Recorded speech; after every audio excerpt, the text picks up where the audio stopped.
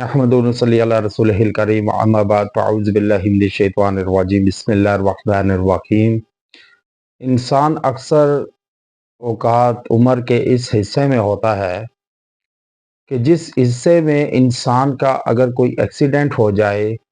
یا کہیں گر کر یا کوئی ایسا حادثہ رونما ہو کہ جس سے اس کے جسم کے پارٹس آف باڈی کا کوئی حصہ متاثر ہو یا اس کے ہاتھ فریکچر ہو جائیں یا ٹانگیں یا پھر کوئی ہڈی ٹوٹ جائے تو زندگی بھر کے مفلوج ہو جائیں اور اپاہج کی زندگی بسر کرے، تو ایسے عمل سے بچنا بہت ہی انتہائی بامشکل ہوتا ہے، کیونکہ ناگہانی آفت سے نپٹنا انسان کے بس کی بات نہیں۔ لیکن کچھ دوائیں قرآنی ایسی ہیں کہ اگر ان کا اہتمام کیا جائے تو زندگی میں انسان مفلسی اور جو زندگی میں اپاہج کی زندگی بسر کرتے ہیں لوگ، محتاجی کی زندگی، کہ جو دوسروں کے محتاج ہو جاتے ہیں، تو یہ سب سے کڑا وقت ہوتا ہے، برا عمل ہوتا ہے جب کوئی چلتا پھرتا کام کرتا ہوا شخص اچانک بستر مرگ کو جا پہنچے اور مفلوج ہو جائے یا اس کی پاؤں ہاتھ ٹوٹ جائیں یا کوئی ایسا عمل ریڑھ کی ہڈی فریکچر ہو جائے، متاثر ہو جائے،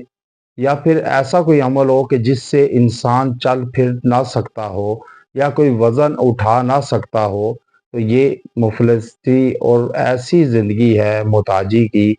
کہ انسان جیتے جی مر جاتا ہے جب وہ دوسروں کا محتاج ہو جاتا ہے۔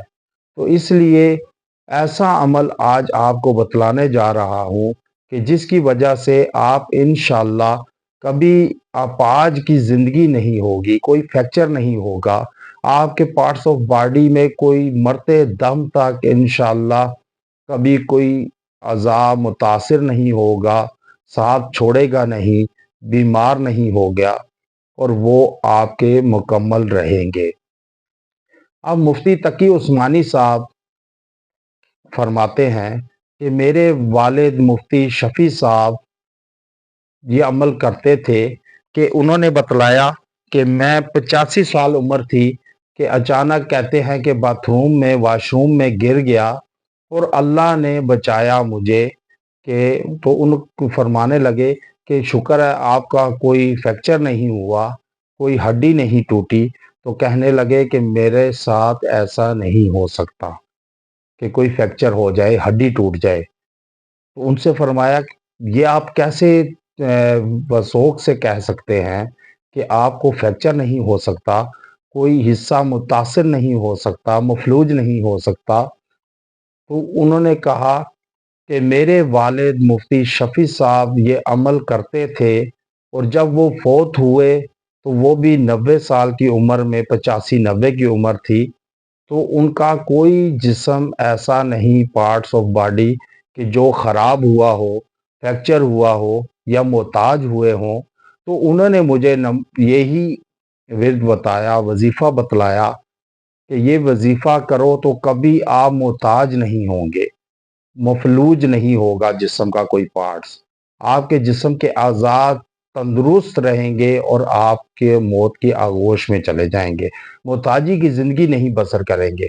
آج وہی وظیفہ انہوں نے اجازت دی، وہی وظیفہ آپ بطور عطیہ آپ کو پیش کر رہا ہوں اجازت کے ساتھ، کہ آپ یہ روزانہ ایک مرتبہ پڑھ لیں روزانہ، اور انشاءاللہ جس دن یہ پڑھیں گے اس دن آپ کسی ایکسیڈنٹ سے جسم متاثر نہیں ہوگا، ہڈی نہیں ٹوٹے گی، کوئی پارٹس آف باڈی متاثر نہیں ہوگا، اور صحیح سالم سلامت رہے گا مرتے دم تک انشاءاللہ۔ اب وہ وظیفہ کیا ہے کہ آپ اول و آخر درود ابراہیمی ایک مرتبہ پڑھ لیں، اس کے بعد آپ یہ دعا کریں، پڑھیں، عمل کریں، اس کو وظیفہ یاد بنا لیں۔ انشاءاللہ آپ دیکھیں گے کہ کیسے آپ کا کوئی، جیسا آپ دیکھے ہوں گے کہ بعض لوگوں کے گردے فیل ہو جاتے ہیں، یا بعض کی ناک کی ہڈی ٹوٹ جاتی ہے، یا بعض کسی کی ٹانگ کاٹ دی جاتی ہے شوگر کی وجہ سے، ایکسیڈنٹ کی وجہ سے یا کسی انگلیاں کاٹ دی جاتی ہیں یا کوئی ہاتھ بازو کاٹ دیا جاتا ہے، ٹانگ کاٹ دی جاتی ہے، تو اس عمل سے محفوظ رہنے کے لیے آپ کو یہ وظیفہ بتلا رہا ہوں۔ اب وہ وظیفہ کیا ہے کہ آپ نے اول و آخر درود ابراہیمی ایک ایک مرتبہ پڑھ کر آپ نے پڑھنا ہے۔ یہ آپ نے دعا پڑھنی ہے دن میں ایک مرتبہ، اول و آخر درود ابراہیمی کے ساتھ آپ یہ دعا پڑھ لیں، انشاءاللہ آپ دیکھیں گے کہ آپ کا کبھی زندگی میں ایکسیڈنٹ بھی ہو، آپ کوئی حادثہ پیش ہو یا کسی اونچائی سے گریں یا سلپ ہو جائیں واش روم میں، ٹائل پر، ماربل پر، تو انشاءاللہ کوئی پارٹس آف باڈی ڈیمیج نہیں ہوگا۔ اب وہ وظیفہ یہ ہے، فطرت اللہ التی فطر الناس علیہ لا تبدیل لخلق اللہ